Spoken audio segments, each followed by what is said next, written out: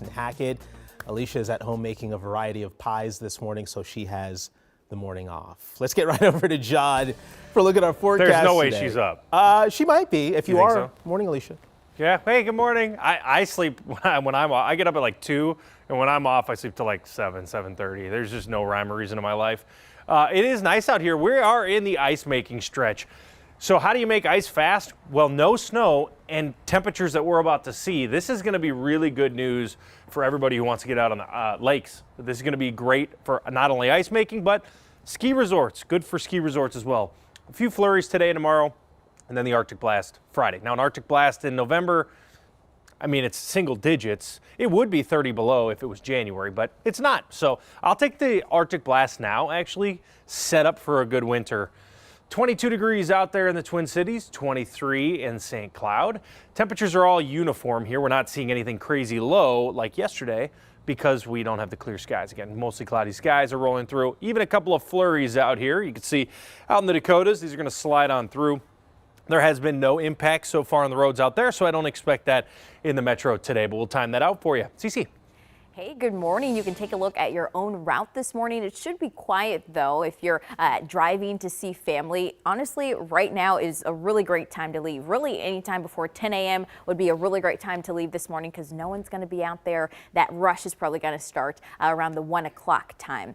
Now, I'm seeing the first crash of the morning. It's up in Roseville, 35W southbound between Highway 280 and Industrial Boulevard. You can see things playing out here on this right shoulder. Not really impacting traffic much, but I do want to let you know that that is a thing that you may pass if you're headed toward Minneapolis and St. Paul in the next 15 minutes. Jason. A good heads up this morning. Cece, thank you.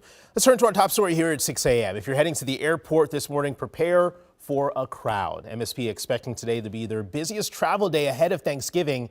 Michelle Beck is live there this morning with tips to save time as well as money. Good morning, Michelle.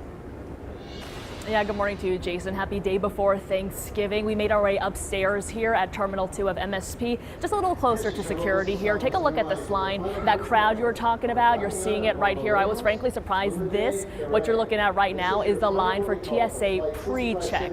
Yeah, it kind of looks more like a standard passenger line, but again, this is TSA pre-check.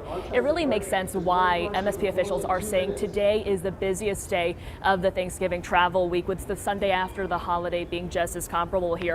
But let's talk about how to save you some time here at the airport. Take care of food at Terminal 2 through the 6 different options it has for mobile ordering. By the way, MSPAirport.com can also tell you what restaurants at Terminal 1 are open as early as 4 in the morning and late as 10:30 at night. Cut down the time during drop-off and pickup too. Fairly new in Terminal 2 is a second floor Purple Ramp Express lane. That takes you to the Skyway and it's protected by a roof so you're clear from rain or snow.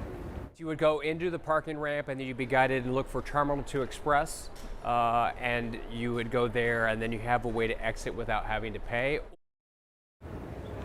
Yeah, and so we just talked about saving time. Coming up in the next 30 minutes, I'll talk to you about saving money as well. And just after this hit, we're going to go and talk to some of these passengers about their personal tips on how to best save time and money. Jason. All right, all about saving. Michelle, thank you so much.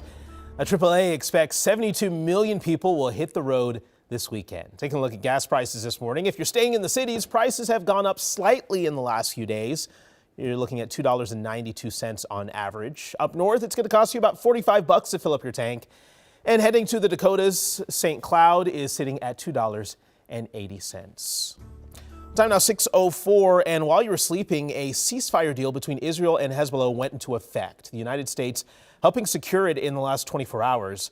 Hezbollah is an Iran-backed militant group in Lebanon. They sided with Hamas after they attacked Israel last year. Macalester College International Relations professor Andrew Latham said the deal is happening now because both sides needed a break. He said Israel has done a lot of damage to Hezbollah's infrastructure and the Israeli army is exhausted.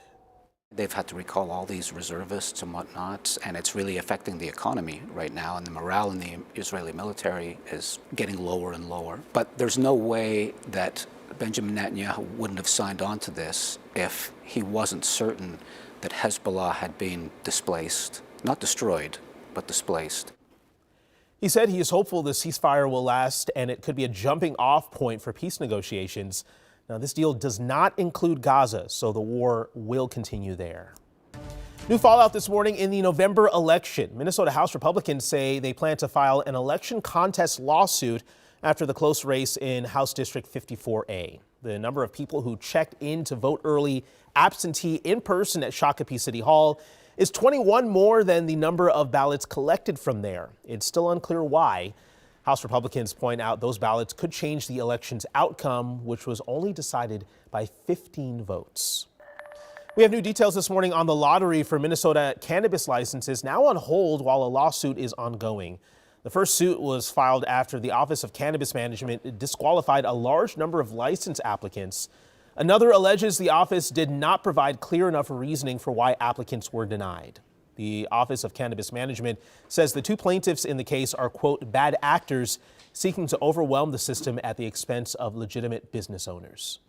Let people have the opportunity to address that stuff, because in our opinion, that will both comply with OCM's stated goal of getting rid of these bad actors, so to speak, but will also allow the legitimate applicants who were denied for, whatever those reasons may be, the opportunity to get back into the lottery, and we can get things back on track.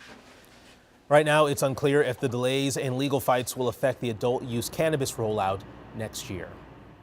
This morning, health officials are working to contain a case of active tuberculosis confirmed at Lakeville South High School. This is what we know. Dakota County Public Health said a small group of individuals were in close contact to the person with TB. That group has already been notified and will be screened. They say there's no further risk of exposure at the school. Now, TB is contagious, but can be treated with antibiotics. Symptoms include a persistent cough, weight loss, and chest pain.